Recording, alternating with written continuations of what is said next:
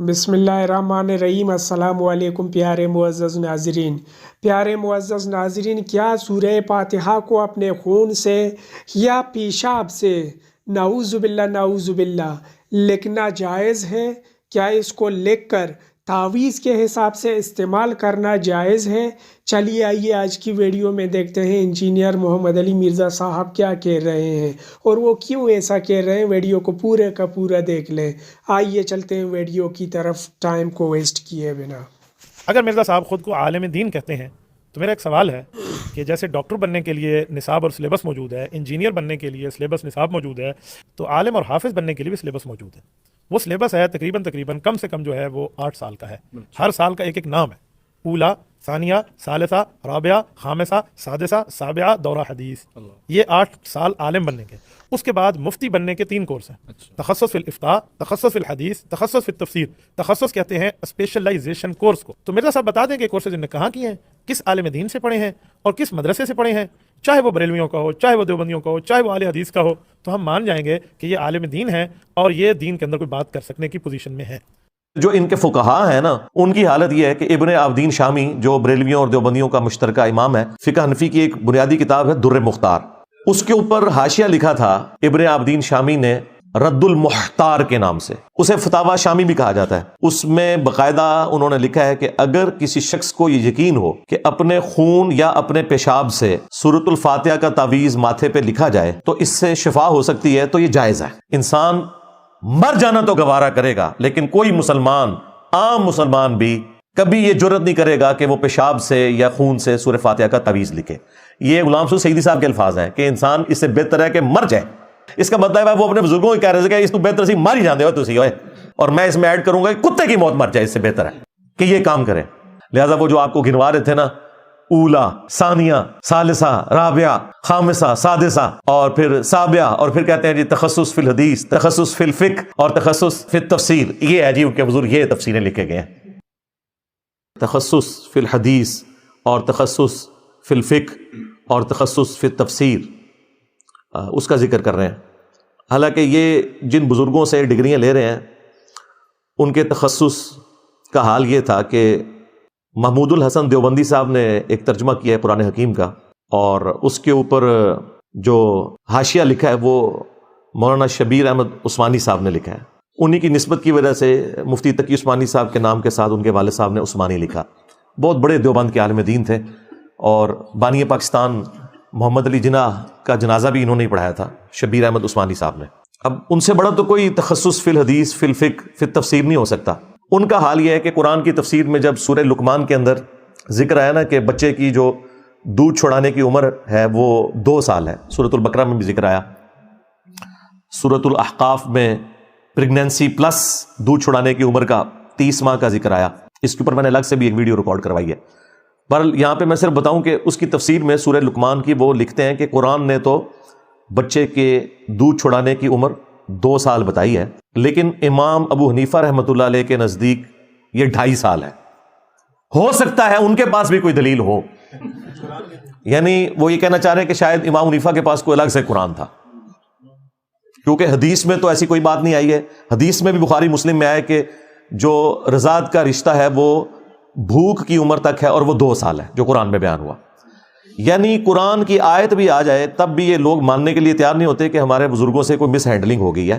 کہتے ہیں قرآن میں تو لکھا ہوا ہے 2 سال، ہو سکتا ہے ان کے پاس بھی کوئی دلیل ہو۔ یعنی دونوں ہی ٹھیک ہو گئے، یعنی قرآن بھی ٹھیک ہو گیا، ان کے بزرگ بھی ٹھیک ہو گئے۔ اس کی بجائے وہ کہہ دیتے کہ جی ان کو غلطی لگی یا ان کی طرف کوئی غلط فتویٰ منسوب ہو گیا، یہ بھی کہہ سکتے تھے، ان کو بھی بچا سکتے تھے۔ دونوں طرف کے معاملات کو سیدھا رکھنے کے لیے، بزرگوں کو بچانے کے لیے وہ کہہ سکتے تھے کہ ان تک بات نہیں پہنچی یا ان کی بات ہم تک غلط پہنچی ہے۔ اب مجھے بتائیں، جو فقہ قرآن کے خلاف فتووں کو جسٹیفائی کرے، ان سے آپ یہ ڈیمانڈ کریں گے کہ جی بخاری مسلم میں نماز کا طریقہ رفع الیدین سے لکھا ہوا ہے؟ جو قرآن کی آیات کو ماننے کے لیے تیار نہیں ہے، ان کے سامنے بخاری اور مسلم کی تو کوئی حیثیت ہی نہیں رہ جاتی۔ یہ میں نے آپ کو ایک نمونہ بتایا ان کا۔ پھر جو ان کے فقہاء ہیں نا، ان کی حالت یہ ہے کہ ابن عابدین شامی جو بریلویوں اور دیوبندیوں کا مشترکہ امام ہے، 1252 ہجری میں فوت ہوا، فقہ حنفی کی ایک بنیادی کتاب ہے در مختار، اس کے اوپر حاشیہ لکھا تھا ابن عابدین شامی نے رد المحتار کے نام سے، اسے فتاوی شامی بھی کہا جاتا ہے۔ اس میں باقاعدہ انہوں نے لکھا ہے کہ اگر کسی شخص کو یہ یقین ہو کہ اپنے خون یا اپنے پیشاب سے سورۃ الفاتحہ کا تعویذ ماتھے پہ لکھا جائے تو اس سے شفا ہو سکتی ہے، تو یہ جائز ہے۔ اچھا، اس کی وہ دلیل بھی دیں گے، وہ کہتے ہیں نہیں قرآن میں نہیں آیا ہوا، 4 مقامات پہ آیا کہ تمہارے لیے حرام کیا گیا بہتا ہوا لہو، خنزیر کا گوشت اور مردار، اور وہ ذبیحہ کہ جسے ذبح کرتے وقت غیر اللہ کا نام لیا جائے۔ لیکن اگر کوئی کیٹاسٹرافک کنڈیشن ہو، دل میں بغاوت نہ ہو، تو اس میں سے اتنا لے لینا کہ اس سے جان بچ جائے، تو اللہ تعالیٰ نے اس کی اجازت دی ہے، سورۃ البقرہ میں، سورۃ المائدہ میں، سورۃ الانعام میں، سورۃ النحل کے اندر۔ بلکہ سورۃ النحل میں تو اس سے بھی اگلا ورژن آیا کہ اگر کسی شخص کے لیے زندگی موت کی کشمکش بن جائے اور اس سے کلمات کفر بھی بولنے پڑ جائیں، دل ایمان پر ٹھکا ہو، تو اللہ تعالیٰ کلمات کفر کے اوپر بھی گرفت نہیں کرے گا۔ بالکل یہ ہے۔ اچھا، اس کی وہ دلیل لیں گے اور وہ کہیں گے دیکھیں زندگی موت کی کشمکش ہے، تو جان بچانے کے لیے اگر اپنے پیشاب یا خون سے سورہ فاتحہ کا تعویذ لکھنا پڑتا ہے تو اس میں کیا حرج ہے؟ اندازہ کریں، یہ کوئی طریقہ علاج ہے؟ یہ ایک شیطانی طریقہ ہے۔ اسلام میں کہاں ہے کہ آپ کوئی شیطانی راستہ اختیار کریں گے؟ طریقہ علاج کے طور پر کوئی کھانے والی چیز، کوئی اس طرح کی چیز، خون کسی نے کھانا ہے، اپنا پیشاب پینا ہے، پی لے، کوئی مسئلہ نہیں ہے۔ اللہ تعالیٰ کے قرآن کو کیوں وہ اس طریقے سے تعویذ کی شکل میں لکھنا چاہتا ہے؟ یہ تو نہ کوئی روحانی علاج بن سکتا ہے اور نہ ہی یہ کوئی آپ کا میڈیکل علاج ہو سکتا ہے۔ تو اس طرح کی جسٹیفیکیشنز دیں گے، یا کہیں گے یہ بس ان کا فتویٰ ہے لیکن مفتہ بھی قول نہیں ہے۔ مفتہ بھی تو ہے نا، وہ فتویٰ تو دے رہے ہیں نا، ان کے اوپر گرفت کرو۔ گرفت کرنے کی ان کی جرت نہیں ہے۔ ایک مرد مجاہد پیدا ہوا بریلویوں میں، ہمارے استاد غلام سعود سعیدی صاحب رحمہ اللہ تعالی، اللہ تعالیٰ ان کی غلطیوں سے درگزر فرمائے، انہیں نیک کاموں کا اجر دے۔ انہوں نے جب شرح صحیح مسلم لکھی 6 جلدوں کے اوپر، تو انہوں نے اس مسئلے کو اس میں ایڈریس کیا۔ اب وہ ایڈریس انہوں نے اس انداز میں کیا کہ کسی طریقے سے اپنے بزرگوں کو بھی بچا لیں اور اپنے ایمان کا اظہار بھی کر دیں تاکہ اللہ تعالیٰ کے حضور پکڑ نہ ہو جائے۔ انہوں نے پتہ کیا لکھا؟ انہوں نے کہا کہ اس میں کوئی شک نہیں ہے کہ ہمارے بزرگوں میں قرآن اور سنت کی عظمت ہم سے بہت زیادہ تھی۔ یعنی پہلے انہوں نے باقیوں کو نارملائز کرنے کی کوشش کی کہ اب میں جو بزرگوں کے اوپر علمی گولی چلانے لگا ہوں تو کوئی یہ نہ کہ میں بزرگوں کا گستاخ ہوں۔ انہوں نے کہا کہ ان کے دل میں قرآن اور سنت کی عظمت ہم سے زیادہ تھی، لیکن بال کی کھال اتارنے کی عادت نے، یعنی چھوٹی چھوٹی باتوں کے اوپر، جسے یہ فقہ کا نام دیتے ہیں، اور فقہ تو اسلام کی بنیاد ہے، ٹرو انڈرسٹینڈنگ۔ بخاری مسلم میں حدیث ہے، اللہ تعالیٰ جس کے ساتھ بھلائی کا ارادہ فرماتا ہے اسے دین کی فقہ عطا فرما دیتا ہے، اور دیتا اللہ ہے، تقسیم میں کرتا ہوں، یعنی علم دین اللہ تعالیٰ دیتا ہے، میں تو صرف تقسیم کرنے والا ہوں۔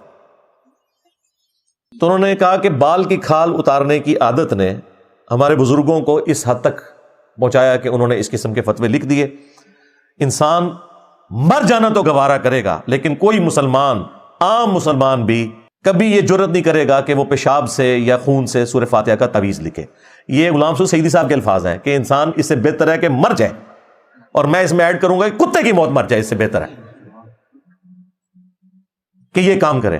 اچھا، ایک طرف تو انہوں نے یہ لکھ دیا کہ اس سے بہتر ہے مر جائے، اس کا مطلب ہے وہ اپنے بزرگوں کو کہہ رہے تھے کہ اس کو بہتر سی مر ہی جاندے ہو تسی ہوئے جو کچھ فتویٰ لکھ کے گئے ہو۔ لیکن یہ کہتے ہیں تو لوگوں نے کہنا تھا یہ بزرگوں کے اوپر کرٹیسائز کر رہے ہیں۔ انہوں نے کہا کہ یقیناً ان کے دل میں قرآن و سنت کی عظمت ہم سے زیادہ تھی، یعنی جو اس قسم کے غلیظ فتوے لکھے ہیں ان کی عظمت ان کے دلوں میں ایسی ہے کہ ان کی طرف سے جھوٹا دفاع بھی کر رہے ہیں کہ یقیناً قرآن و سنت کی عظمت ان کے دل میں ہم سے زیادہ تھی۔